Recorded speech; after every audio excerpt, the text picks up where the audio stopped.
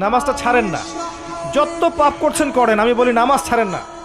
ইনশাল্লাহ একদিন নামাজই আপনাকে পাপ থেকে বের করে আনবে ইনশাআল্লাহ।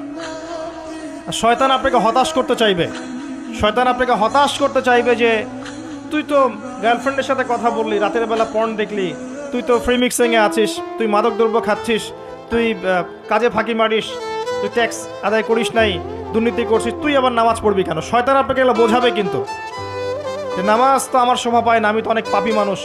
এই ধোকায় পা দিবেন না। আপনি নামাজ কন্টিনিউ করতে থাকেন, ইনশাল্লাহ আল্লাহ পাক আপনাকে পাপ থেকে বের করে আনবেন ইনশাল্লাহ।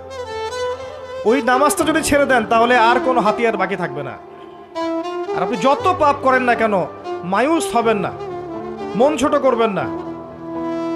আপনার একটা সেজদা, যে সেজদা আপনি চোখের পানি ঢেলে দিয়েছেন আল্লাহর কাছে, যে আল্লাহ আমার ভুলগুলো তুমি মাফ করে দাও, আমার তওবা তুমি কবুল করো, ইনশাল্লাহ দেখবেন ওই একটা সেজদা যদি কবুল হয়ে যায় আল্লাহ পাক আপনার সব গুনাহ মাফ করে দিবেন ইনশাল্লাহ।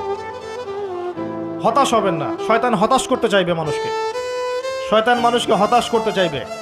এমনকি আপনার যদি পাহাড়ের পরিমাণ ঋণ থাকে, ওই ঋণ শোধ করার ব্যবস্থা আল্লাহ পাক করে দিবেন ইনশাআল্লাহ।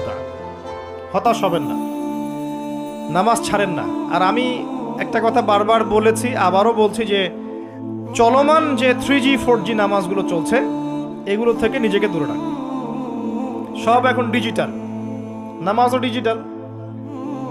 দেখা যায় যে 5 মিনিটের মধ্যে 4 রাকাত নামাজ শেষ, মাশাআল্লাহ।